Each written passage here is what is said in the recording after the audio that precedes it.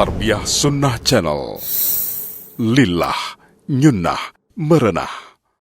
Bismillahirrahmanirrahim. Assalamualaikum warahmatullahi wabarakatuh.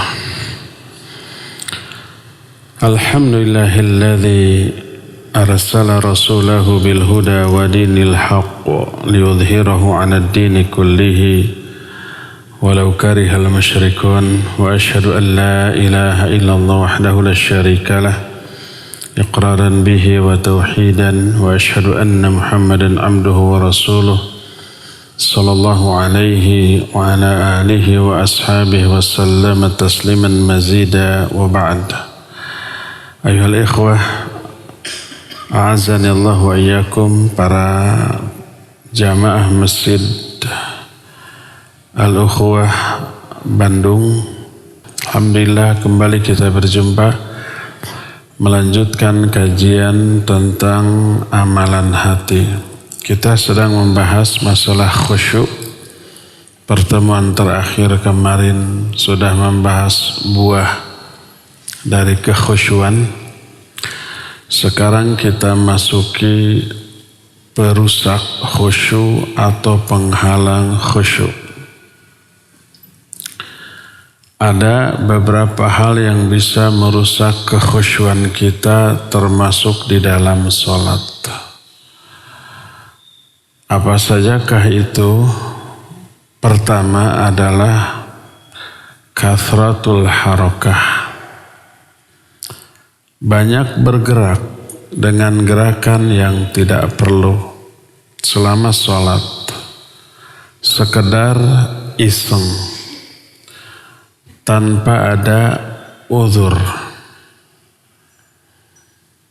Apapun bentuknya, baik umpamanya kalau yang berjenggot mengelus-ngelus jenggotnya, kalau yang memakai imamah atau sorban, imamahnya itu dibelitkan, buka lagi, belitkan, atau ngodok saku, atau garo-garo teater, atau lihat saku gitu.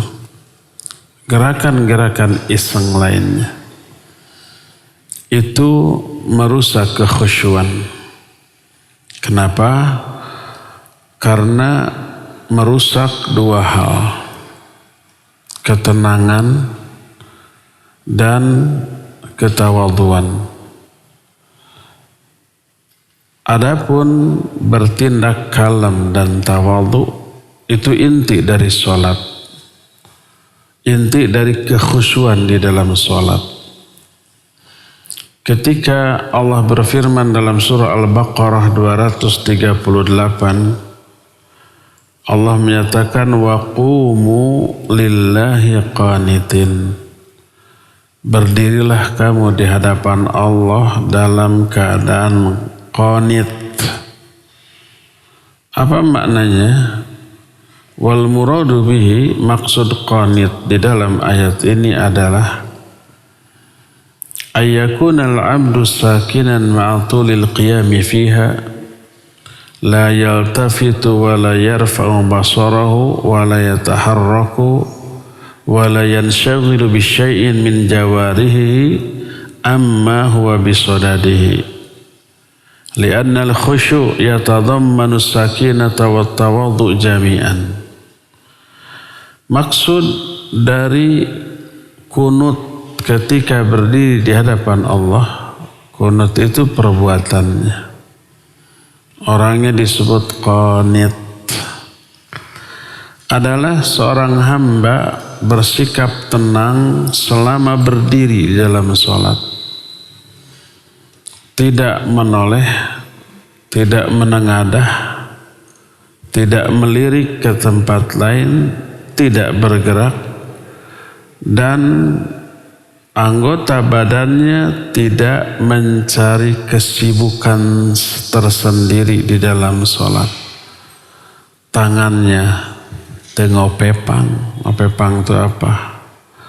tidak bergerak secara iseng, kakinya juga tidak edeg, tidak digetar-getarkan. Demikian juga anggota badan yang lainnya. Karena khusyuk mencakup tenang dan tawadhu secara bersama-sama. Oleh karena itu ketika Sa'id bin Al-Musayyab rahimahullahu ta'ala annahu ra'a rajulan ya'bathu bilihyatihi, dia melihat seseorang sholat.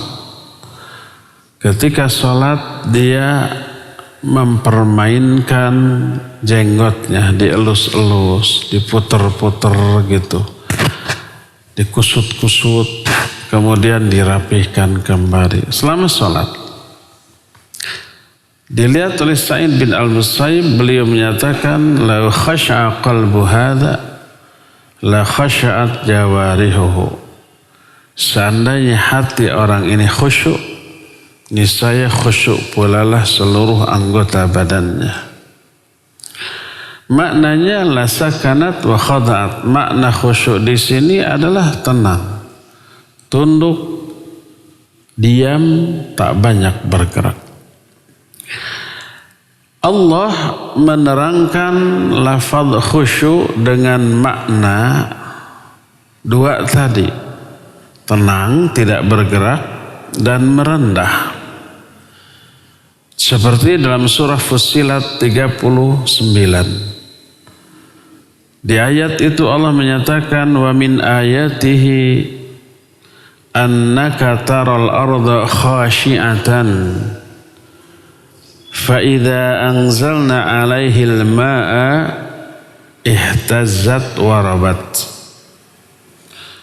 Di antara tanda-tanda kebesaran Allah adalah engkau melihat tanah ini khusyuk.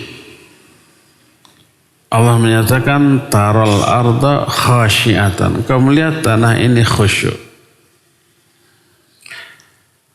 Apabila kami turunkan air di atas tanah itu, maka tanah itu pun melakukan dua, ihtazzat wa rabat.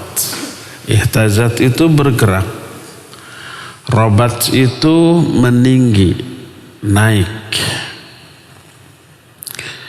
Ketika menerangkan ayat ini berkata para ulama, dari ayat ini kita bisa memahami makna khusyuk menurut Al-Quran. Fa akhbaru annaha ba'dal khusyuk tahtazzu wa tarbu. Ayat ini menerangkan bahwa ketika tanah khusyuk, di sini sebutkan tanah khusyuk, lalu Allah turunkan air, maka tanah itu melakukan dua hal. Pertama, ihtazat. Makna ihtazat yataharrak, bergerak. Terus warabat, makna rabat al-irtifa, terangkat. Sebelum turun air, bumi ini khusyuk. Setelah air turun, dia bergerak dan terangkat. Dari sinilah para ulama menyatakan bahwa makna khusyuk, tanah sebelum turunnya air, tanah itu artinya merendah dan tenang, tidak bergerak. Mereka menyatakan fa'ulima annal khusyuk fihi sukunun wa ikhtifadun. Diketahuilah dari penjelasan ini bahwa khusyuk mengandung dua makna. Tenang, makna tenang tidak banyak bergerak, dan tunduk atau merendah. Baru setelah air turun, bergeraklah tanah tersebut, kemudian meninggi. Oleh karena itulah maka dalam keadaan ruku Nabi SAW berdoa. Ini doa ruku, boleh dibaca, dihafalkan, lalu baca dalam ruku kita, baik dalam sholat fardu ataupun sholat sunnah.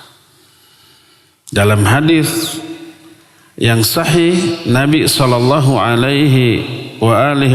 menyatakan, Allahumma laka raka'tu wa bika amantu walaka aslamtu khasha'a laka sam'i wa basari wa mukhi wa 'azmi wa 'asabi. Kata Nabi SAW, Allahumma ya Allah, laka raka'tu, hanya kepada engkau aku ruku. Di sini mengandung makna hanya. Dari mana makna hanya ini diambil? Dari struktur kalimat, yaitu mendahulukan laka daripada roka'tu. Tidak menyatakan roka'tu laka, aku ruku kepadamu. Tidak. Roka'tu, aku ruku ini subjek dan predikat. Subjeknya aku, predikatnya ruku. Laka, engkau ini objek. Nah, di dalam bahasa Indonesia struktur kalimat subjek, predikat, objek, kan gitu ya dalam bahasa Indonesia. Tapi kalau dalam bahasa Arab terbalik, yaitu predikat dulu, subjek, baru objek. Fi'il, fa'il, maf'ulun bih. Objeknya tetap di belakang. Itu struktur yang baku. Ketika objeknya diawalkan, didahulukan, maka mengandung dua makna khusus yang ditambahkan. Makna khusus pertama mengandung makna hanya. Kedua mengandung makna ihtimam. Ihtimam itu mementingkan si objek. Jadi roka'tu laka, aku ruku kepadamu, maknanya hanya itu. Tapi kalau objeknya didahulukan laka roka'tu, maka maknanya hanya kepada engkau aku ruku. Ada hanyanya. Dan engkau ini dipentingkan, saking dipentingkannya didahulukan penyebutannya. Alaihi tawakkaltu, bukan tawakkaltu ala Allah, tapi ala Allahi tawakkaltu. Iyyaka na'budu wa iyyaka nasta'in. Itu mengandung makna hanya dan Allahnya dipentingkan. Jadi makna ini harus terhayati ketika kita mengucapkannya dalam ruku. Apalagi Allahumma diawali oleh Allahumma. Makna yang terkandung dalam Allahumma itu harus kita fahami, hayati ketika mengucapkannya. Allahumma itu maknanya kan ya Allah. Tapi tidak sekedar itu. Memang asal Allahumma adalah ya Allah. Ada huruf ya. Ya Allah, awalnya begitu. Lalu ya-nya dipindah ke belakang, Allahnya dipindah ke depan. Dengan dua tujuan tadi. Pertama, kenapa Allah didahulukan penyebutannya di depan? Li ta'zim atau lil ihtimam, untuk dipentingkan atau diagungkan. Yang kedua, karena ya di sini disebut ya doa, mengandung makna hanya kepada engkau ya Allah. Berdoa hanya kepada Allah, nggak boleh kepada yang lain. Maka Allah didahulukan, ya-nya ditendang ke belakang. Nggak ditendang lah, dipindah secara sopan, berubah menjadi mim. Allahumma. Kenapa berubah menjadi mim? Mim ini punya tujuan lil jam'i. Lil jam'i itu untuk memadukan. Maknanya terpadulah ucapan lisan dengan pikiran atau hati ketika mengucapkannya. Ada konsentrasi, ada fokus, ada penghayatan, ada kekhusyuan ketika mengucapkan Allahumma. Maka kalau orang mengatakan Allahumma tapi pikirannya ingat kemana-mana, nggak fokus kepada makna yang diucapkan, itu sudah bertolak belakang antara ucapan Allahumma dengan sikapnya yang tidak fokus. Kata orang Sunda mah, ongkoh nyebut Allahumma tapi tidak fokus. Mimnya di sana, mim lil jam itu fokus. Maka setiap orang yang mengatakan Allahumma wajib fokus terhadap apa yang akan dibaca setelah Allahumma tersebut. Nah, lalu ada pengagungan dan pengkhususan kepada Allah. Allahumma laka raka'tu. Ya Allah, hanya kepada Engkau aku ruku. Dan ketika mengatakan hanya kepada Engkau, terkandung pengagungan kepada Allah. Makanya diawalkan Allahnya laka raka'tu.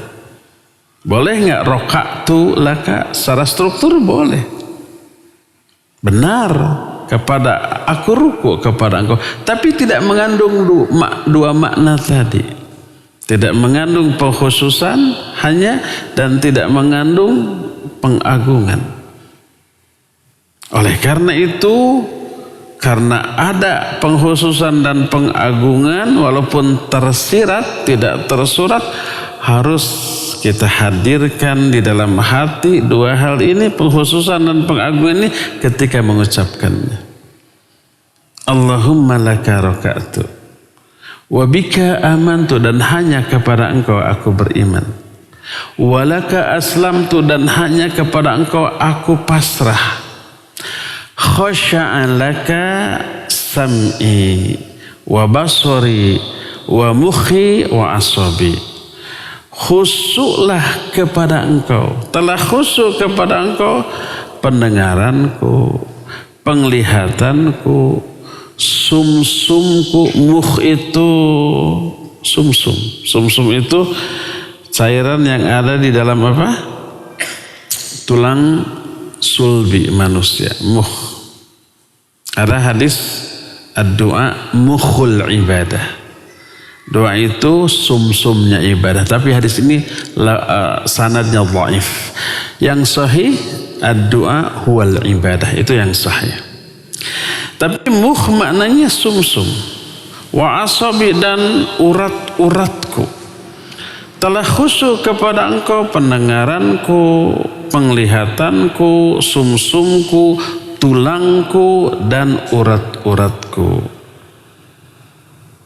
Jadi khusyuk teralami oleh seluruh anggota badan yang bagian dalamnya, atau yang tidak terjangkau oleh kita secara fisik seperti tulang, seperti sumsum, seperti urat. Itu kan bagian dalam, tapi ikut khusyuk. Kekhusyuan itu menembus sampai ke bagian tubuh yang lebih dalam lagi. Maka berkata para ulama, di antara diungkapkan dalam kitab Al-Qawaidun Nuraniyah, setelah membahas hadis ini, fawasafa nafsahu bil khusyu' fi halir ruku' li'anna ar-raki sakinun mutawadhi'un. Maka Nabi SAW menerangkan kekhusyuan beliau ketika ruku. Kekhusyuannya itu lahirnya, batinnya, luarnya, dalamnya. Karena orang yang ruku berarti orang itu sedang tenang dan sedang tawadhu. Oleh karena itu, setiap hal yang bertolak belakang dengan ketenangan dan ketawadhuan itu merusak khusyuk. Seperti banyak bergerak, seperti termasuk apa bahasa Indonesianya, kalau bahasa Sundanya rumahu, apa ya, menghela nafas, yang menunjukkan apa? Keresahan, kegelisahan jiwanya, nggak tenang tuh.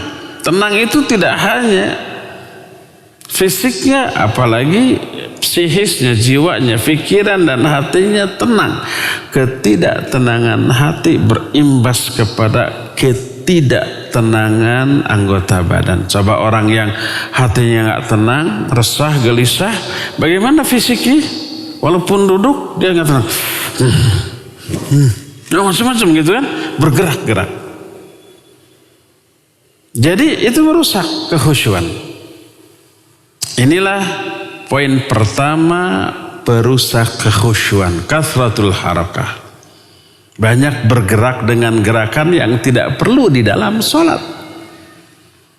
Adapun kalau kita harus bergerak di dalam sholat karena sebuah keperluannya tidak berkaitan dengan sholat. Tapi kalau tidak bergerak merusak ruh dari sholat, merusak kekhusyuan dalam sholat. Contoh seperti gatal. Gatal kalau tidak digaruk, dibiarkan mengganggu apa tidak? Mengganggu. Ya, lagi gini, aduh gatal. Tapi nggak mau menggaruk sebab berarti bergerak di dalam sholat dengan gerakan di luar gerakan sholat. Akhirnya ditahan, akhirnya sampai gutak-gitak. Justru merusak kekhusyuan. Gerakan yang ditimbulkan melebihi dari gerakan menggaruk. Boleh menggaruk dalam sholat? Boleh, karena ada uzur. Atau melangkah di dalam sholat kalau ada uzur. Seperti umpamanya kita sedang sholat, lalu ada anak kecil ngorondang, kemudian duduk di sajadah kita, ngompol di sana. Wajib kita bergerak, pindah ke kiri, ke kanan, ke depan, ke belakang, untuk menghindari apa? Najis. Kalau nggak bergerak, batal sholatnya, ya nggak? Saya mah takut batal sholat kalau melangkah, akhirnya sujud di sajadah yang ada ompol, justru nggak sah sholat. Wajib bergerak. Jadi kalau gerakan itu ada uzur, ada alasan, yang mau tidak mau harus dilakukan, boleh. Adapun kalau gerakan tersebut tidak dibutuhkan, tanpa uzur, sekedar iseng, maka itu tidak boleh. Termasuk kata Nabi SAW, kalau kamu lagi sholat lalu ada ular, bunuh ular itu di dalam sholat tanpa membatalkan sholatnya. Dengan ada sapu di sana ditakol ularnya, ada batu dekat dilempar, dengan syarat tidak membelakangi kiblat dan tidak ngomong mati lu, ya batal. Itu di dalam sholat dibolehkan bergerak kalau ada uzur, ya. Jadi yang dimaksud hal yang bisa merusak kekhusyuan dalam sholat adalah bergerak. Maksudnya bergerak yang iseng, tidak ada uzur, tidak ada keperluan, tidak dalam kondisi yang mendesak harus bergerak. Inilah yang pertama. Yang kedua, raf'ul basar fis shalah, menengadahkan mata ke atas ketika sholat, tanggah atau ke arah lain, ke kiri, ke kanan, apalagi ke belakang, bahkan ke depan. Sholat di masjid umpah di belakang, Allahu Akbar, matanya setiap ada yang lewat tatap, pasti pikiran hatinya ikut tuh, mengikuti apa yang dilihat oleh matanya. Oh, itu si fulan basah, kayaknya baru wudhu tuh, gitu kan, lagi sholat. Jadi indera kita, baik mata, telinga, tangan, semua indera zahir itu jendela bagi hati. Kalau itu tidak ditutup, masuklah berbagai macam informasi ke dalam hati. Apa yang dilihat oleh mata masuk ke hati, apa yang didengar oleh telinga masuk ke dalam hati, apa yang disentuh oleh tangan masuk ke dalam hati. Ketika sedang sholat ada yang apa Sunda ngagarayam ke betis kita, kerasa kan? Masuk nggak ke dalam hati? Masuk. Ini apa ya? Jangan-jangan ulat. Wah, langsung lah dalam sholat tuh. Atau kelabang, atau apa ya? Oh, penasaran kan? Masuk nggak ke dalam hati? Masuk, informasi itu masuk Ketika dilihat nggak ada apa-apa, ternyata sarungnya atau celananya yang mengenai kulit kita, hanas tos deg-degan. Jadi indera kita jendela bagi hati kita. Berdasarkan hal itulah maka ketika sholat fokuslah mata selama sholat dari takbiratul ihram sampai salam ke tempat sujud. Kecuali ketika berisyarat dengan tasyahud maka melihat kepada isyarat dengan telunjuknya ketika tasyahud. Selain itu fokuslah ke tempat sujud, dan itu di antara makna kekhusyuan di dalam sholat. Dahulu para sahabat kalau sholat itu tanggah menengadah ke atas. Ketika turun Al-Quran surah Al-Mu'minun ayat pertama sampai ayat 11. Qad aflahal mu'minun alladzina hum fi salatihim khashi'un. Sungguh telah berbahagia orang-orang mukmin, yaitu orang-orang yang khusyuk di dalam salatnya. Setelah ayat ini turun serentak seluruh sahabat yang ketika salat awalnya menengadah, pas ada ayat ini turun langsung mereka menundukkan pandangan-pandangan mereka mengarah ke tempat sujud. Dari sini kita mengetahui para sahabat sepakat bahwa memahami khusyuk di dalam sholat salah satunya dengan menundukkan pandangan ke tempat sujud. Maka berkata para ulama ketika menerangkan min muawwiqati al-khusyuk, di antara perusak kekhusyuan adalah raf'ul basari fis shalah, menengadahkan pandangannya ke atas ketika salat, wa huwa manhiyun an, dan ini terlarang. Kenapa? Li'annahu yunafil khusyu' al-ma'mur bihi, karena ini bisa merusak kekhusyuan yang diperintahkan, wajib khusyuk di dalam salat. Fa khusyu'ul qalbi yastalzimu khusyu'al basar wa dhull. Maka kekhusyuan hati harus mencakup khusyuknya pandangan dan tunduknya pandangan. Dan ini bertolak belakang dengan menengadahkan pandangan. Menengadahkan lawan dari khusyuk. Nih lihat umpamanya Allah menerangkan kata-kata khusyuk dalam konteks yang lain di ayat yang lain. Pertama surah Al-Qamar ayat 6 dan ayat 7 Allah menyatakan fatawalla anhum yauma yad'ud da'i ila syai'in nukur khusya'an abasaruhum. Kata Allah, berpalinglah kamu dari mereka. Nanti pada hari kiamat ada yang menyeru, itu malaikat yang menyeru kepada apa? Ila syai'in nukur, menyeru memanggil kepada sesuatu yang nukur. Nukur itu mungkar. Makna mungkar sesuatu yang diingkari, yang tidak ingin dilihat, dialami atau apalagi dirasakan. Yauma yad'ud da'i ila syai'in nukur, pada hari itu ada yang menyuruh kepada sesuatu yang tidak diinginkan oleh siapapun, yaitu azab Allah. Dan ini seruan bagi orang-orang kafir atau orang-orang durhaka yang terkena azab. Lalu Allah menyatakan khusya'an abasaruhum, pandangan-pandangan mereka khusyuk. Makna khusyuk tertunduk ke bawah. Ini makna khusyuk dalam Al-Quran yang berkaitan dengan pandangan. Pandangan yang khusyuk adalah pandangan yang menunduk ke bawah. Karena memang khusyuk mengandung makna tunduknya pandangan. Juga diterangkan dalam Al-Quran surah Al-Ma'arij ayat 43-44 Allah menyatakan yauma yakhrujuna minal ajdathi sira'an ka'annahum ila nusubi yufidun khashi'atan absaruhum tarhaquhum dhillah.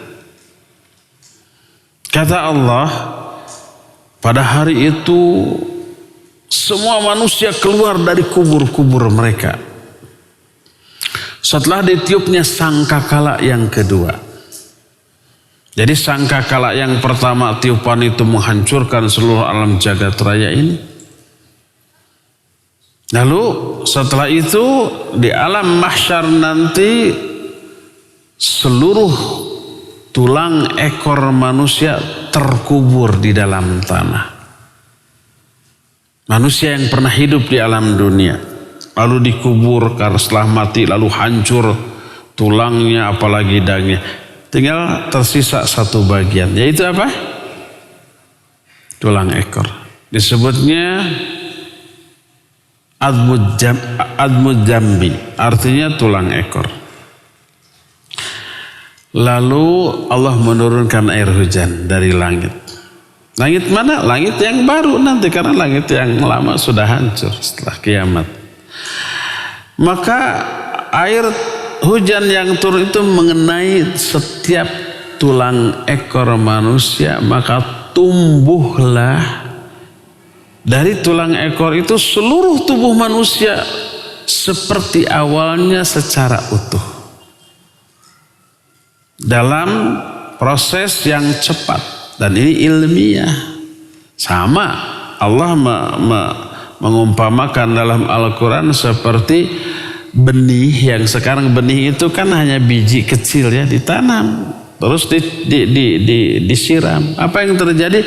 Dari benih itu kemudian muncul tunas, batang, terus membesar, dahan gitu kan, ranting, daun, bunga, buah.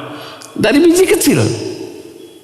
Antum tahu pohon-pohon yang puluhan atau ratusan tahun usianya di sekitar ini dulu berasal dari biji kecil.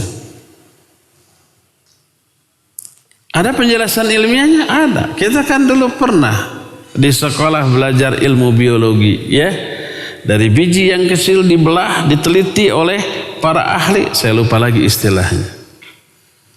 Oh, ternyata biji ini mengandung bahan-bahan seluruh bagian pohon yang kelak akan tumbuh. Mengandung bahan batangnya, dahannya, rantingnya, daunnya, bunganya, buahnya gitu kan.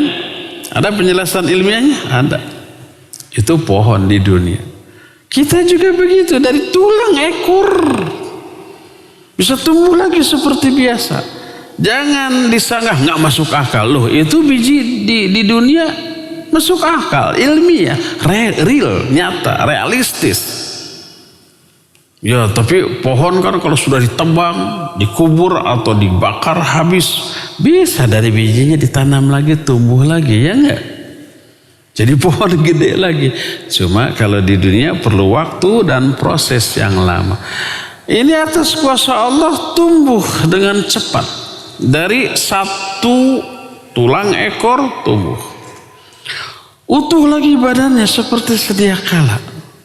Tapi masih ngagaloler. Apa ngagaloler? Masih bergoler, berbaring, tergeletak. Masih mati. Ditiup sangkakala yang kedua. Sebagian riwayat keterangan, dan ini sudah kita terangkan, di sangkakala yang ditiup oleh malaikat tersebut terdapat seluruh ruh manusia yang pernah dicabut. Waktu hidup di alam dunia dicabut, masuk ke sana, ditiup, berhamburan, maka masuk ke jasad masing-masing. Setelah ruhnya masuk ke jasad masing-masing hidup, lalu mereka keluar dari kubur-kubur mereka dan bergerak cepat menuju tempat yang Allah tetapkan. Dan bergerak cepatnya itu tak ubahnya seperti para penyembah berhala sekarang bersegera bergegas menuju sesembahan-sesembahan mereka. Nah, orang-orang yang menyembah berhala saking takutnya kepada sesembahannya, khawatir kalau telat nyuguh, telat membakar kemenyan, telat menyajikan sesajian, telat memberi surutu dan gula batu gitu ya. Wah, nanti muncul musibah, nanti muncul wabah, kan gitu ya. Pokoknya bersegera. Allah menggambarkan sesegera itu mereka bangun dari kuburnya, kemudian menuju ke satu arah yang Allah tetapkan. Allah menyatakan, yauma yakhrujuna minal ajdathi sira'an. Pada hari itu mereka keluar dari kubur-kubur mereka masing-masing secara cepat, sira'an, ka'annahum ila nusubi yufidun, seolah-olah mereka itu bergegas menuju sesembahan-sembahan mereka ketika di dunia dulu. Allah menyatakan khasyiatan absaruhum, penglihatan mereka khusyuk. Mana khusyuk? Tertunduk. Mereka tahu akan diazab. Mereka tahu akan dihinakan. Mereka tidak punya kepercayaan diri untuk mengangkat wajah mereka, apalagi menengadah. Maka mereka menundukkan pandangan. Ketika posisi mereka menundukkan pandangan ke bawah, Allah menyebut dengan sebutan khasyiatan absaruhum. Pandangan-pandangan mereka khusyuk, artinya tertuju ke bawah. Dari sini kita mengetahui salah satu makna khusyuk mencakup tunduknya pandangan ke bawah. Dan itu juga yang harus dilakukan agar khusyuk ketika sholat, nunduk ke tempat sujud. Bukan larak-lirik ke kiri ke kanan ke depan apalagi ke atas gitu ya. Lihat ada cecak di atas dihitung berapa dan seterusnya. Tapi tunduk ke bawah, ke tempat sujud. Juga diterangkan di dalam surah Asy-Syura ayat 45. Allah Azza wa Jalla berfirman di ayat tersebut. Kata Allah, wa tarahum yu'raduna 'alaiha khashi'ina minadh-dhulli yanzuruna min tarfin khafiyyin. Kata Allah, wa tarahum, engkau lihat mereka orang kafir atau orang durhaka ketika di dunianya, ini di akhirat. Kau lihat mereka, kenapa? Yu'raduna 'alaiha. Mereka itu disodorkan, digiring, diperlihatkan neraka. Khasyi'ina minadh-dhulli, mereka khusyuk. Kenapa khusyuk? Minadh-dhulli, karena merasa hina, merasa rendah, merasa tak ada harganya. Khasyi'in atau khusyuk di sana itu tunduk pandangan mereka ke bawah.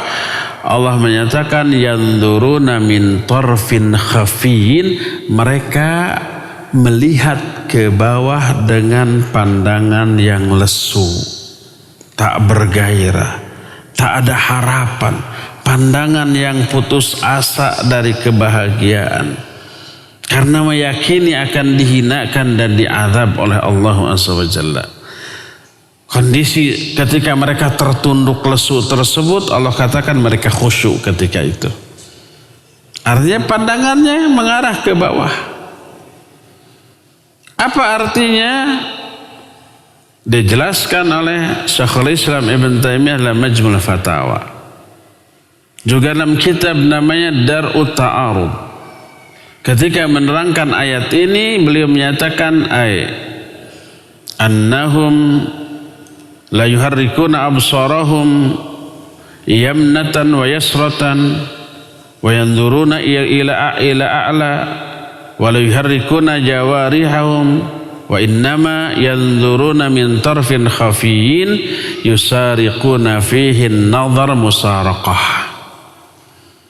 Arti dari khusyuknya orang kafir nanti di akhirat, mereka tidak menggerakkan pandangan mereka ke kanan, ke kiri, apalagi ke atas. Tapi tunduk ke bawah. Wala yuharrikuna jawarihum. Mereka juga tidak menggerakkan anggota badan mereka. Diam, tunduk ke bawah, tidak bergerak. Wa innama yanzuruna min tarfin khafiyyin. Mereka hanya melihat dengan tatapan yang lesu. Yusariquna fihi an-nazar musarakah. Mereka hanya mencuri-curi pandang. Kata orang Sunda, ngagiler ku mata anak. Ngagiler tuh gini nih, apa ya? Melirik. Hanya melirik dengan matanya. Wajahnya tidak bergerak. Walaupun sedikit ke kanan, ke kiri, apalagi ke atas. Tetap ke bawah, cuma matanya. Dengan tatapan yang lesu, mencuri pandang. Ini gambaran kekhusyuan mereka. Digambarkan seperti itu, lalu Allah katakan itulah khusyuk. Jadi di dalam khusyuk terkandung adanya apa? Tunduknya pandangan ke arah tempat sujud. Dengan demikian mengumbar pandangan ketika sholat dengan melihat ke depan, ke kiri, ke kanan. Walaupun si wajahnya tidak menoleh kiri kanan, tapi ini nih gular-giler. Apa gular-giler itu tadi? Matanya larak lirik, apalagi menengadah. Itu bertolak belakang dengan hakikat dari kekhusyuan. Maka itu termasuk di antara perusak kekhusyuan. Berkata Al-Awwam bin Haushab,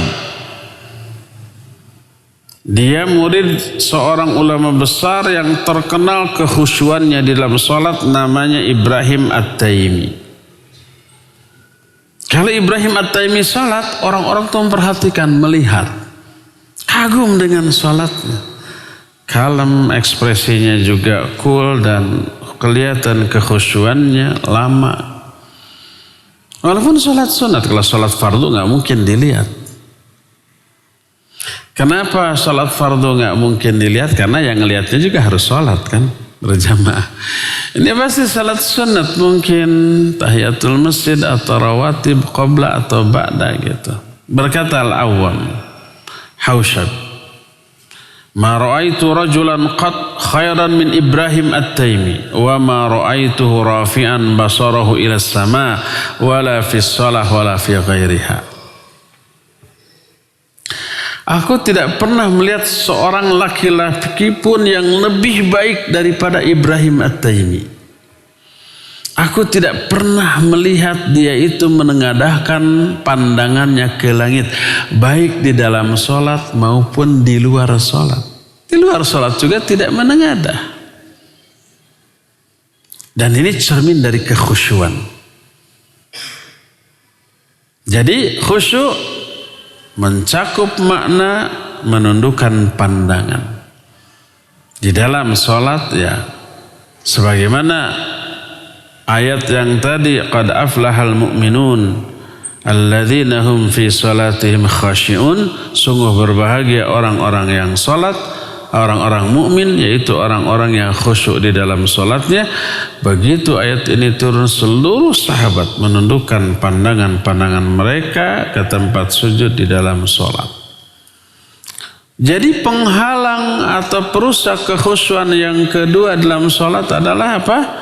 Adalah mengumbar pandangan di dalam sholat. Ketiga,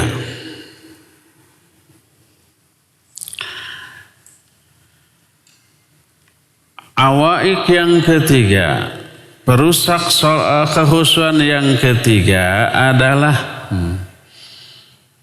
ini jarang kita perhatikan, yaitu sholat dengan memakai alas sholat yang bergambar. Ada nggak sajadah yang bergambar? Terbalik pertanyaan, ada nggak sajadah yang tidak bergambar? Ada, tapi jarang ya. nyaris semua sajadah bergambar. Umumnya gambar apa yang paling banyak? Kalau enggak Ka'bah, masjid. Ada juga yang sajadah yang pernah saya lihat gambar onta di padang pasir. Yang paling parah adalah tulisan. Atau enggak ada sajadah, gelar koran. Sholat di atas koran. Jadi ketika sholat baca berita. Sholat lama-lama amat, beritanya belum beres. Itu termasuk yang bisa merusak kekhusyuan kita di dalam sholat. Walaupun gambarnya itu bukanlah gambar makhluk hidup. Gambar benda mati, mungkin gambar pohon, gambar bangunan, termasuk Ka'bah, termasuk masjid. Apalagi yang punya memori dengan gambar yang lihat umpamanya Ka'bah. Kita pernah umroh, pernah haji. Lihat waktu sholat ada Ka'bah. Itu Hajar Aswad nempel di juru tuh. Itu Maqam Ibrahim di sana. Darah rasaan Maqam Ibrahim itu bukan di sana. Ini salah gambarnya nih. Ada kan gambar yang salah kan? Saya tawaf sana tuh waktu umroh. Cuma waktu tawaf sunnah mah padat, saya di tingkat 2. Akhirnya ngebayangkan umroh, ngebayangkan haji, kebayang hotelnya. Aduh, dari hotel ke masjid 2 kilo atuh. Nah hotel melati, jalan jauh gitu ya. Kebayang di jalan ada ini, ada itu, dan seterusnya. Itu lagi sholat. Berawal dari melihat gambar Ka'bah. Demikian juga umpamanya masjid. Ini masjid besar nih. Kayaknya anggarannya sekian miliar. Tapi serem ya. Banyak jinnya kayaknya. Macam-macam tuh. Dan jangan sampai kita beranggapan kalau orangnya khusyuk mau ada gambar ada apa juga tetap ya khusyuk. Yang tidak khusyuk walaupun tidak bergambar tetap aja tidak khusyuk. Ada yang ngomong begitu? Jangan. Eker mah eker kata seorang Sunda. Kita teh susah khusyuk. Kayak tambah-tambah ada gambar. Jangankan kita, Nabi Muhammad SAW terganggu dengan gambar di dalam sholatnya, padahal kadang-kadang ini gambar tersebut tidak dipakai alas sholat. Aisyah radhiyallahu anha itu memasang gordeng di rumahnya. Gordeng itu ada apanya? Ada gambar pohon daun-daunan.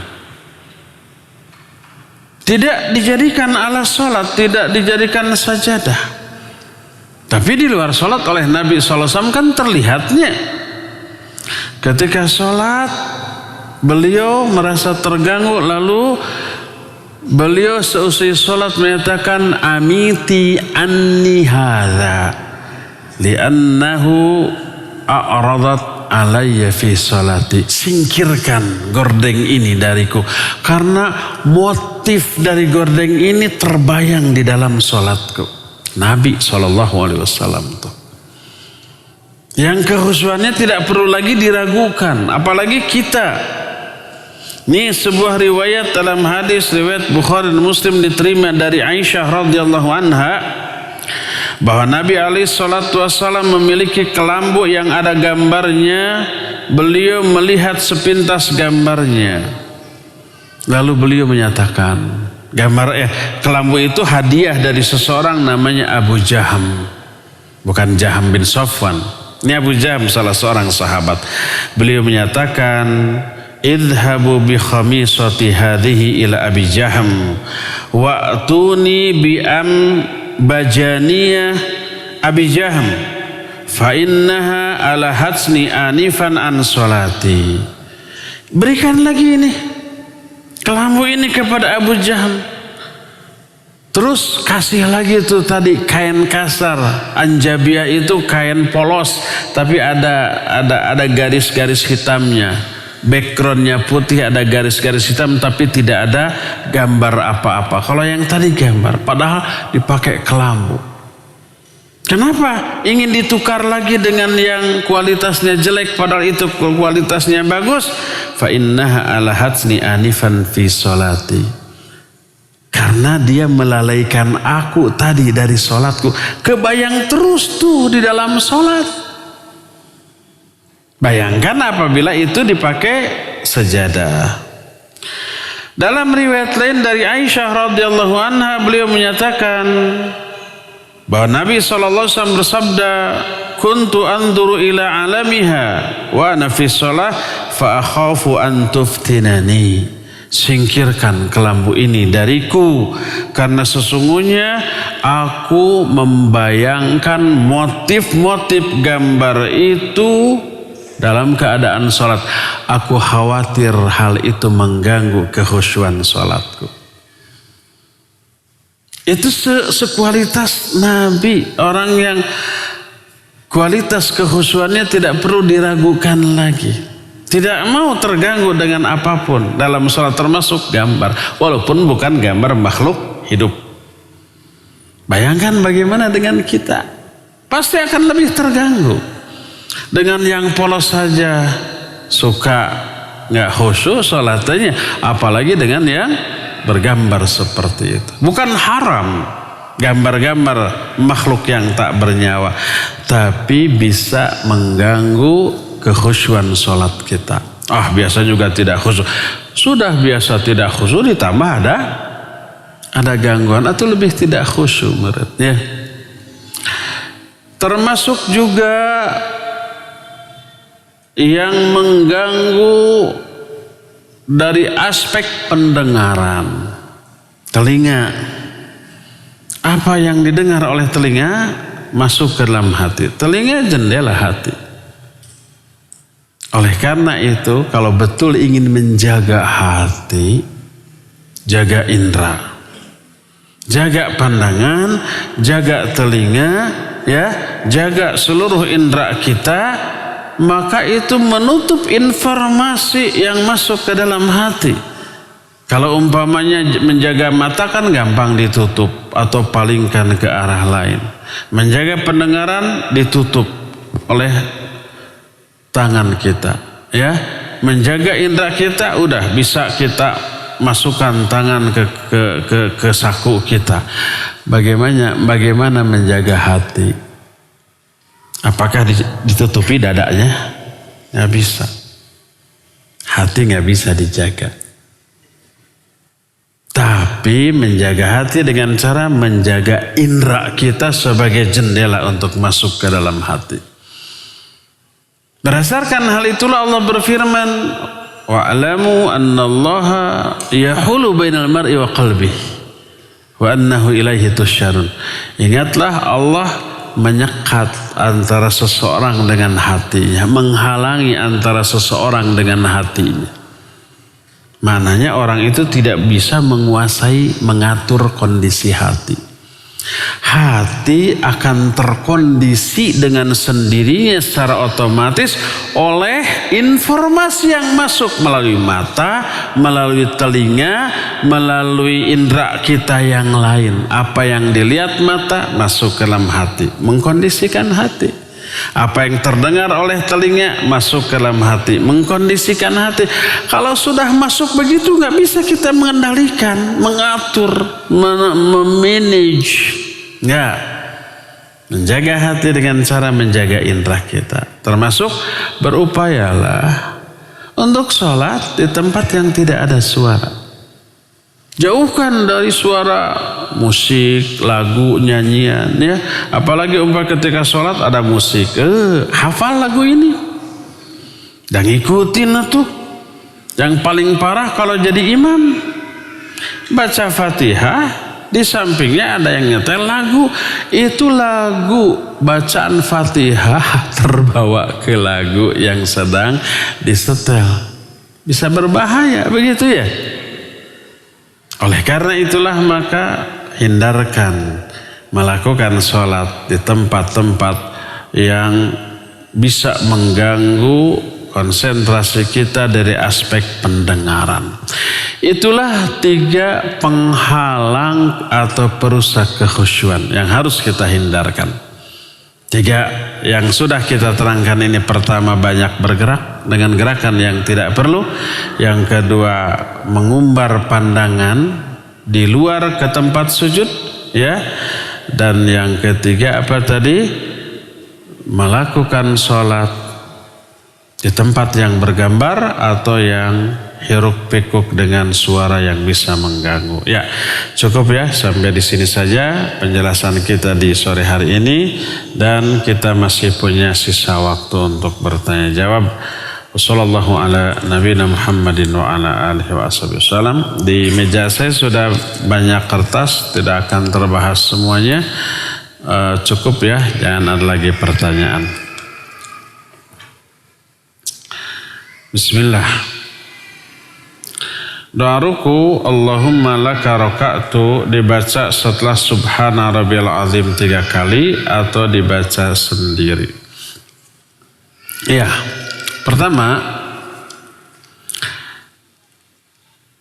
doa pokok ruku dan sujud adalah tasbih subhana rabbiyal azim untuk ruku dan subhana rabbiyal a'la untuk sujud.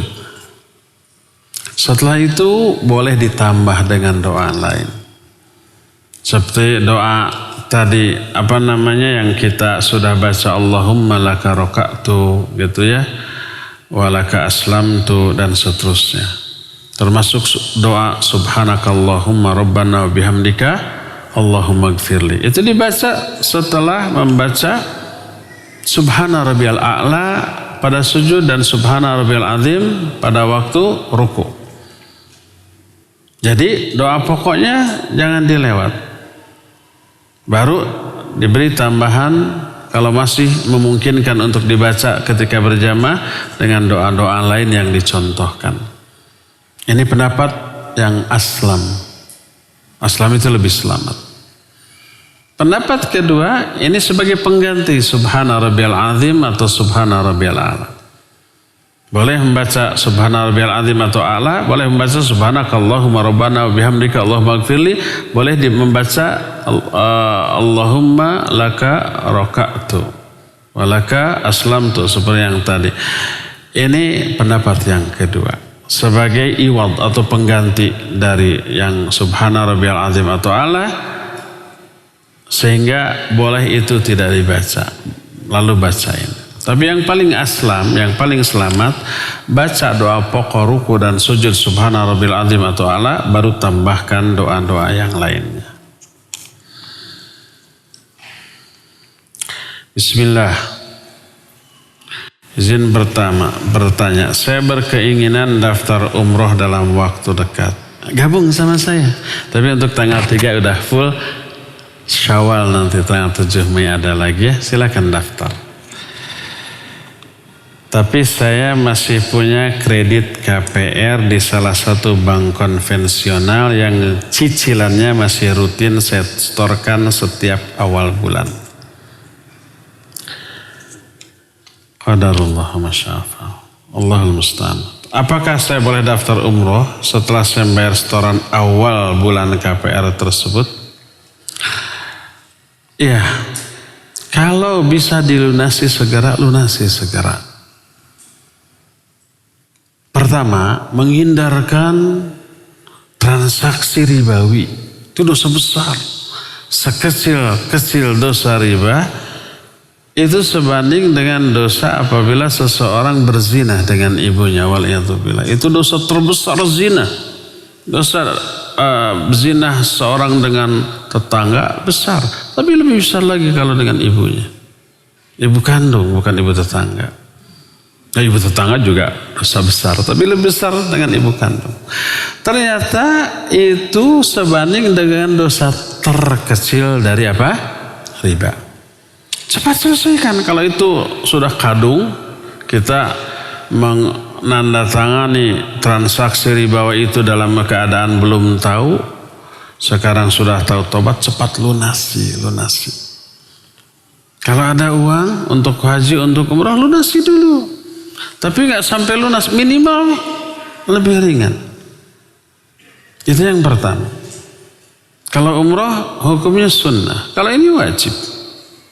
Kedua, kalau punya uang lalu tidak sesegera mungkin dibayarkan, itu zalim. Siapapun yang meminjamkan uang walaupun dengan ada ribanya, orang kafir memberi pinjaman uang atau barang, kita bisa bayar tapi kita tunda-tunda, dosa, zalim. Nabi SAW menyatakan mutilul ghina zulmun, menunda-nunda pembayaran hutang padahal sudah mampu, itu kezaliman. Dan kezaliman dosa. Yang banyak berbuat zalim ini orang kaya, orang miskin. Orang kaya, orang miskin jarang. Orang kaya pasti ngutang kalau belanja. Setelah ngutang bangga. Dengan cara apa? Pakai kartu, jangan disebut kartu kredit, kartu ngutang. Biar hina, biar rendah. Kalau kartu kredit card, bangga. Pakai 2 troli penuh, pas bayar kartu, gaya. Hina itu. Punya uang cash, dia punya nggak uang cash? Punya. Kartu debit dia punya, bisa cash. Atau mungkin uang cash. Tapi kenapa harus ngutang? Malu nggak? Malu. Jadi menunda pembayaran hutang di saat dia mampu, itu kezaliman. Maka lunasi segera ya. Jadi kalau ada uang untuk haji atau umrah tapi punya hutang yang apalagi mengandung unsur riba, lunasi dulu. Lebih baik begitu. Semoga Allah mudahkan ya.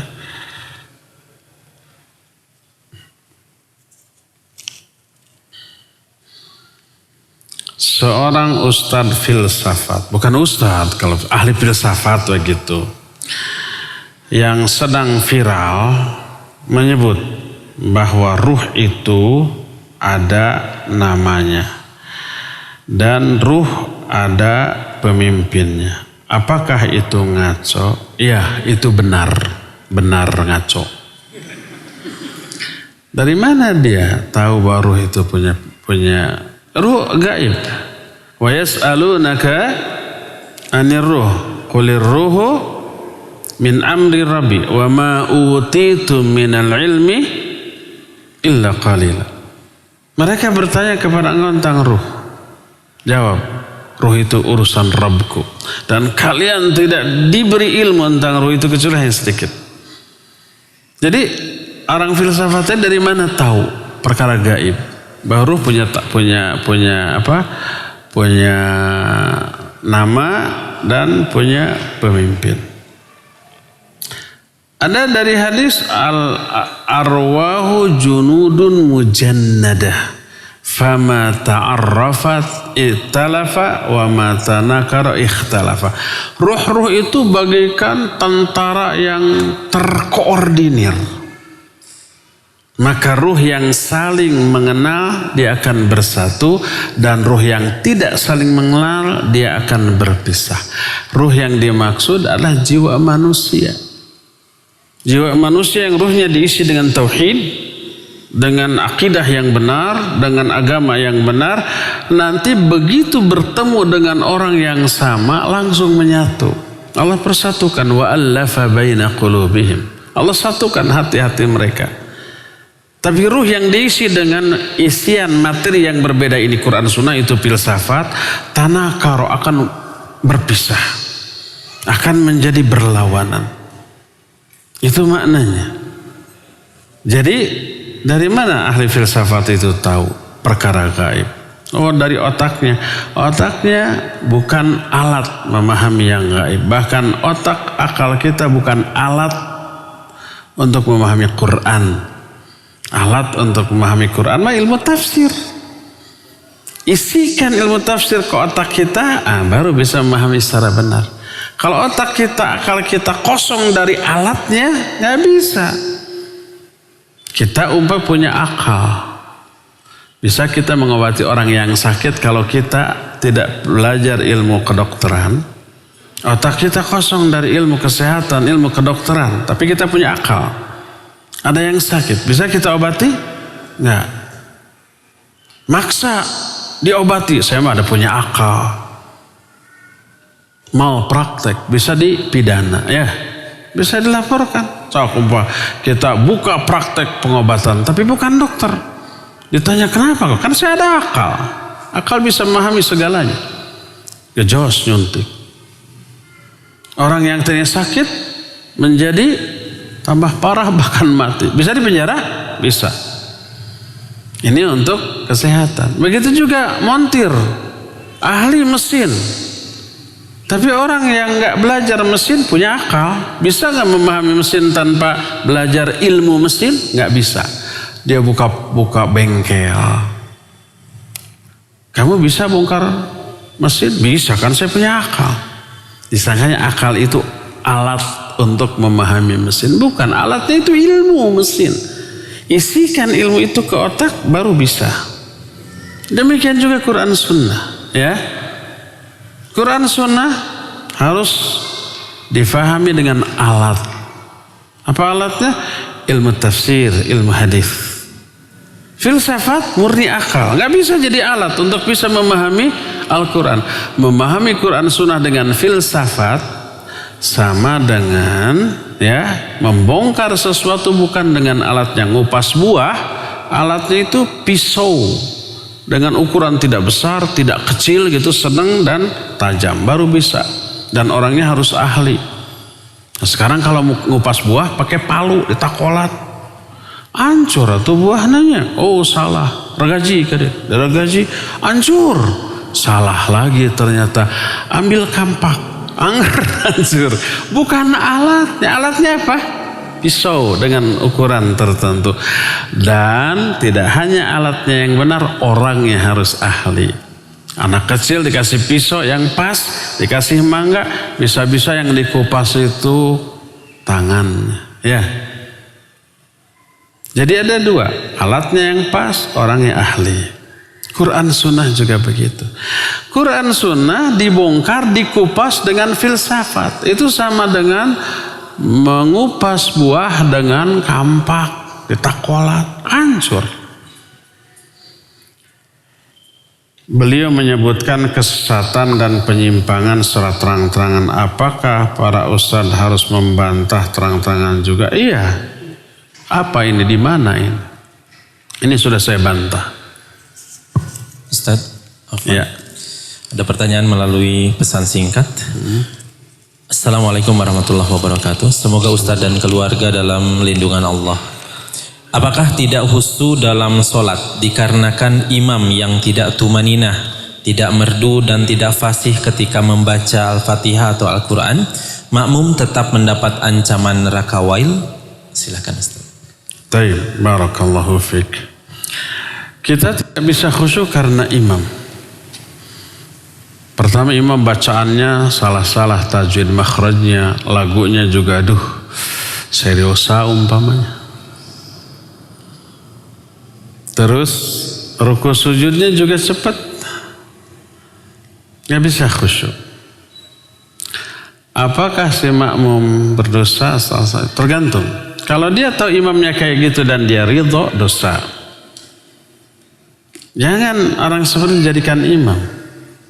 Kalau kekeh dia jadi imam, dipilih imam yang fasih, dia lagi yang maju karena orang tua, nggak ada yang berani, atau karena pemilik si masjid. Udah cari masjid lain yang baik imam, daripada sholat kita rusak. Nanti si imamnya ngambek ke kita, nggak apa-apa, bilang saya nggak mau bermakmum ke bapak karena salah tajwid makhrajnya, saya nggak bisa khusyuk. Emang selama ini khusyuk? Enggak juga memang. Tapi dengan bapak tambah tidak khusyuk.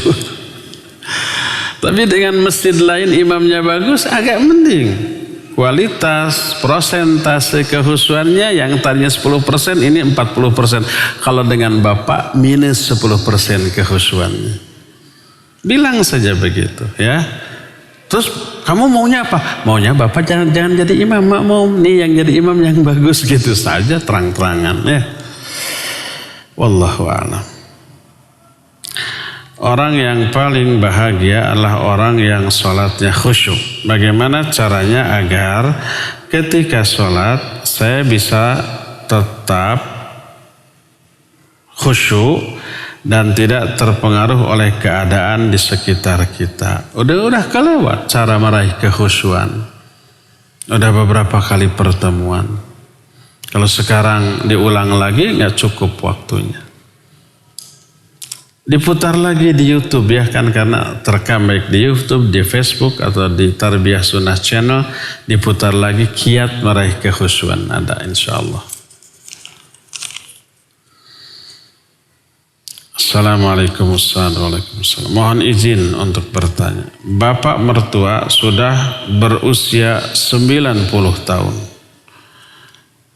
Semua keperluan dirinya sendiri dibantu oleh 2 orang Kristen RT yang keduanya wanita. Dibantu tuh maksudnya uangnya, biayanya, atau jadi babysitternya ya? Bukan baby berarti. Perawat. 2 orang Kristen. Yang keduanya wanita. Bagaimana hukumnya menurut agama? Ibu mertua usianya 86 tahun, sedangkan anak-anaknya 3 orang, lelaki semua dan tidak tinggal serumah. Tidak boleh cari perawat laki-laki, kan ada ya. Pertama, kalau wanita nanti kalau jatuh, kalau mau beralih dari kursi roda ke tempat tidur kan harus dipangku, dipayang. Wanita mungkin belum kuat, tidak kuat. Lelaki kuat. Kedua, bukan mahram mereka. Apapun agamanya. Tapi kan sudah tua. Jangan lihat tuanya. Ada peribahasa tua-tua keladi. Syahwat masih ada, masih. Selama hidup syahwat masih ada. Cuma kemampuan yang tidak ada. Kemampuan tidak ada, syahwat besar, larinya kemana? Ke khayalan, ke fikiran. Maksiat hati, maksiat fikiran, seperti itu. Jadi cari saja alternatifnya, perawat laki-laki ada ya. Yang muslim juga biar membimbing zikir, mengingatkan sholat, kayak gitu. Assalamualaikum warahmatullahi wabarakatuh. Waalaikumsalam warahmatullahi. Semoga Allah selalu melindungi Ustaz dan keluarga dan memberi keberkahan ilmu pada kita semua. Amin wa iyyakum. Afan izin bertanya, bagaimana hukumnya seseorang, semoga Allah memberi beliau taufiknya, yang mengganggu kekhusyuan seorang yang sedang sholat? Apa yang harus dilakukan? Lebih baik mengakhirinya lalu memulai kembali atau tetap melanjutkan walaupun kekhusyuan sudah terganggu? Gimana cara mengganggunya? Apa dia baca Quran samping kita, atau nyetel musik, atau ngobrol keras-keras, atau sengaja mengganggu lagi kita sholat, wah nari-nari, ngajak ngomong ke kita, ngelitikin kita, apa begitu? Taib, yang harus kita lakukan, kalau memang parah tingkat gangguannya, batalkan sholat, nasihati dia. Bila perlu marahi dia, nasihati, marahi dia. Bagaimana kalau umpamanya tidak mempan, boleh dipukul? Boleh, karena dia syaitan, laknatullahi alaih, yang menjelma pada diri orang tersebut. Nanti ke polisi dong, ya resiko itu mah. Bilang aja dia lagi mengganggu saya lagi sholat gitu. Jadi boleh dibatalkan lalu dinasihati, diingatkan, dosa besar. Kalau kekeh begitu, ya sorry maaf nggak lagi. Pas kita sholat nggak ganggu lagi.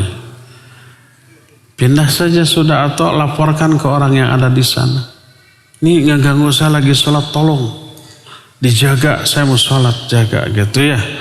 Bila perlu, saya nggak tahu apakah ada pasalnya, nggak lapor ke polisi mengganggu orang yang sholat. Wallahu a'lam ya. Berusahalah maksimal untuk mencegah dia mengganggu kembali. Ustaz, apakah membuka donasi, mengumpulkan donasi termasuk dalam hal meminta-minta? Meminta-minta yang haram, yang terlarang, pertama untuk diri sendiri, yang kedua untuk memperkaya diri.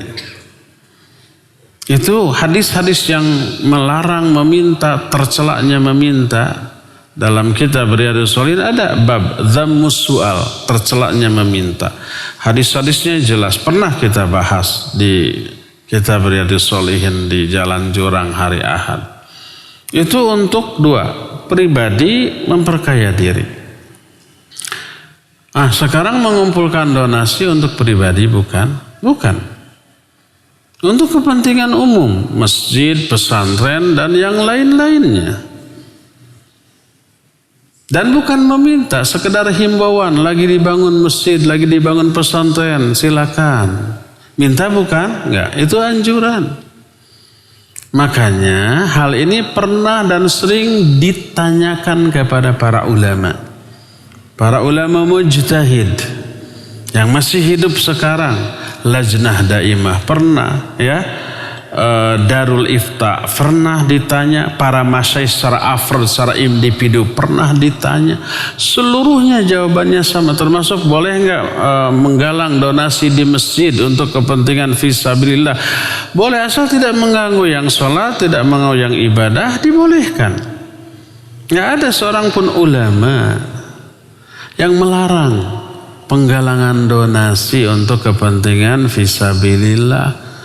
Karena pertama itu bukan meminta, sekedar himbauan. Kalau minta dong sini, apalagi maksa. Mana dompet, buka. Saya ambil. Nanti diganti 700 kali lipat besok. Cincin mana cincin? Buka. Itu mah rampok. Apalagi masuknya ke pribadi umpah. Kalau untuk masjid pun tidak boleh begitu. Memaksa itu. Ini sifatnya sukarela. Nggak bisa. Saya pelatih bela diri, makanya murid saya paksa. Nggak boleh juga memaksa, nanti kabur dia karena bayar. Saya kan pelatih basket, saya paksa orang itu basket. Nggak boleh juga memaksa walaupun basket. Sifatnya anjuran, apalagi sedekah, infak. Jadi pertama bukan meminta, anjuran. Silakan bantu ini masjid, silakan bantu ini pesantren, bantu ini yayasan, bantu tuh ada yang butuh dana untuk pengobatan, ada gempa, ada bencana, bantu. Meminta apa bukan? Bukan meminta, itu anjuran. Kedua, bukan untuk kepentingan pribadi. Itu masuk kepada ta'awun 'alal birri wat taqwa. Banyak orang yang tidak tahu, sedang dibangun masjid pesantren, dia banyak uang. Setelah tahu, oh ini, baru keluar.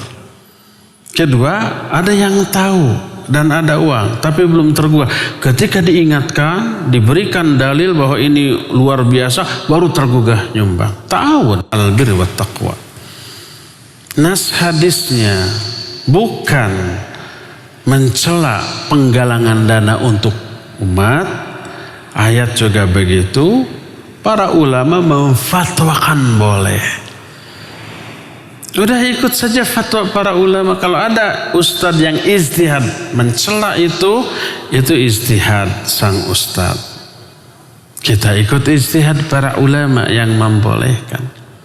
Kalau tuh ada kasus, banyak kasus orang yang tidak amanah untuk umat tapi dipakai untuk kepentingan pribadi, itu tidak menjadi dalil terlarangnya itu. Yang dilarang adalah khianatnya, bukan penggalangan dananya. Jadi kalau ada sebuah aktivitas baik terus ada yang mencoreng, bukan berarti aktivitas baiknya harus dimusnahkan, tapi yang mencorengnya ini yang dihilangkan. Umpamanya sholat nih, ada orang yang ketika sholat itu ngobrol. Daripada ngobrol, bubar, jangan sholat. Apa begitu? Enggak, tetap sholat. Yang ngobrolnya ini yang harus disingkirkan.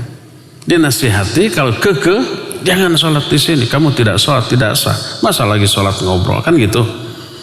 Masa sholatnya dibubarkan? Ada pengajian seperti ini. Tapi ketika ngaji itu biasanya akhwat ngobrol terus. Atau ada yang tidur sampai ngorok ketika ngaji, mengganggu. Akhirnya daripada ada yang ngobrol, daripada ada yang ngorok, bubar jangan ngaji. Apa begitu? Enggak, ngajinya pertahankan, gangguannya ini. Penggalangan dananya bagus. Kalau toh ada penyelewengan, bukan dihentikan. Penyelewengnya ini bila perlu kepolisikan dengan bukti dan saksi untuk membersihkan citra baik dari penggalangan dana ini, ya. Jadi ikutilah fatwa para ulama dan tetaplah hormat kepada ustaz yang berijtihad yang berbeda dengan ijtihadnya para ulama. Tetap hargai, tetap ambil ilmunya selama aqidah manhajnya lurus, ya.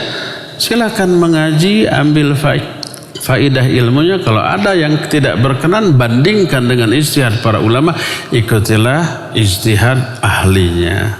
Wallahu a'lam.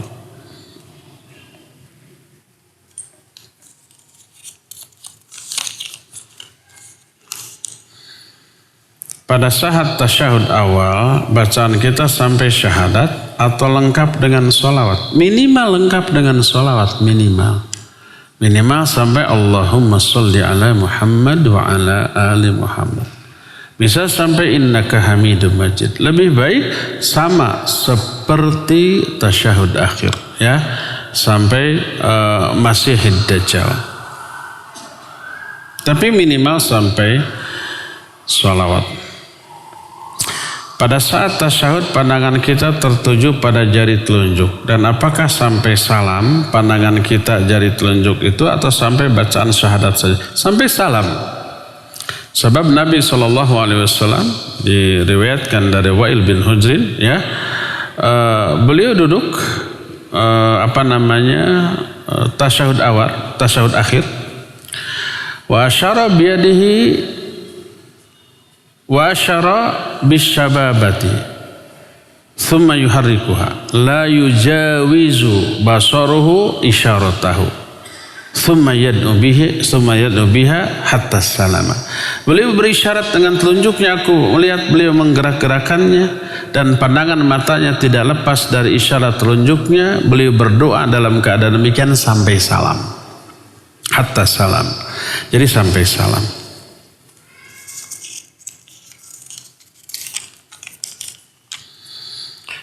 Sebentar lagi Ramadan. Boleh nggak kita tahajud sebelumnya kita sholat tarawih dan witir bersama imam? Pendapat yang lebih rajih boleh, asal tidak ada 2 witir dalam semalam. Karena jumhur ulama menyatakan jumlah rakaat sholat malam baik di Ramadan atau di luar Ramadan tidak terbatas oleh jumlah rakaat, tapi dibatasi oleh waktu. Kalau sudah fajar, waktu habis. Adapun jumlah rakaat tidak terbatas. Kenapa? Karena berbedanya hadis yang menerangkan jumlah rakaat Rasulullah SAW pada waktu salat malam. Hadis Aisyah riwayat Bukhari dan Muslim, kata beliau tidak pernah lebih dari 11 malam, baik di luar 11 rakaat, baik di luar Ramadan ataupun dalam Ramadan. Kata Aisyah tidak pernah lebih dari 11 rakaat. Tapi riwayat dari Ummu Salamah pernah 13. Riwayat sahabat lain pernah 17. Aisyah tidak bohong. Aisyah hanya menyatakan apa yang beliau lihat. Tapi kan tidak setiap malam Nabi SAW giliran di Aisyah, ya. Istri beliau kan dalam waktu yang bersamaan ada 9. Saya isyarat 5 karena gak cukup. Ada 9. Kalau satu istri kegiliran 1 malam berarti Aisyah berapa malam sekali? 9 malam sekali. 8 malamnya dia yang lain. Aisyah nggak tahu apa yang dilakukan oleh Nabi SAW di luar gilirannya. Jadi Aisyah tidak bohong, benar. Tapi Aisyah riwayatnya bukan pembatas maksimal jumlah rakaat salat malam baik di Ramadan ataupun di yang lain di luar Ramadan. Makanya imam madhab yang 4 berbeda. Imam Malik 41 rakaat tarawih, 36 tarawih, 5 witir. Di kita nggak ada. Ada yang 23, ada yang 21, ada yang 11. Kenapa beda-beda? Karena berbedanya riwayat tentang hal itu yang menunjukkan tidak dibatasi jumlah rakaat. Jadi kalau kita sudah 11 rakaat dengan imam, nanti jam 3 ibu-ibu bangun terus memanaskan makanan. Karena sekarang mah nggak perlu ditungguinnya. Masuk microwave, masuk kompor listrik, masuk rice cooker, tinggal pijit, tinggalkan, nggak akan gosong. Jadi bisa sambil sholat boleh, tapi tidak boleh ada 2 witir dalam satu malam. Terakhir, apakah termasuk takdir Allah suatu kegagalan yang disebabkan oleh kesalahan sendiri, misal gagal ujian karena malas dan menunda belajar? Kalau itu terjadi, iya. Dan takdir itu selalu ada sebab. Allah mentakdirkan sesuatu dan mentakdirkan sebabnya. Kita lapar. Takdir Allah, iya. Kenapa Allah mentakdirkan kita lapar? Karena Allah mentakdirkan kita tidak makan. Kenapa Allah mentakdirkan kita tidak makan? Karena Allah mentakdirkan kita sibuk dengan urusan lain sehingga tidak sempat makan. Semua itu Allah yang ngatur dengan sebab-sebabnya. Iya, termasuk kenapa seorang tidak lulus ujian? Takdir. Oh, bukan takdir itu karena malas belajar. Iya. Kenapa dia ditakdirkan tidak lulus? Karena dia ditakdirkan malas belajar. Kenapa dia ditakdirkan malas belajar? Ada sebab lain yang juga Allah takdirkan. Terus berantai. Ada sebab akibat. Seluruh sebab, seluruh akibat, seluruhnya tidak lepas dari takdir Allah Azza wa Jalla. Mohon nasihatnya menyikapi kegagalan tersebut agar saya berhenti menyalahkan diri sendiri. Oh, kasus dirinya. Ya. Yang harus dilakukan, mulailah rajin belajar, mulailah mendisiplinkan diri, mulailah memotivasi diri untuk hal-hal yang bermanfaat ya. Sehingga nanti kita tidak menyalahkan takdir. Tapi kita akan merubah keadaan ke arah yang lebih baik. Cukup ya sampai di sini. Mohon maaf tidak semua pertanyaan terbahas karena terbatasnya waktu. Insyaallah kita besok pada asar kita jumpa lagi di sini membahas masalah tauhid dan masalah kekhusyuan akan kita lanjutkan di hari Kamis yang akan datang. Subhanakallahum bihamdik asyhadu an la ilaha illa ant astaghfiruka wa atubu ilaik. Walhamdulillahirabbil alamin. Wassalamualaikum warahmatullahi wabarakatuh.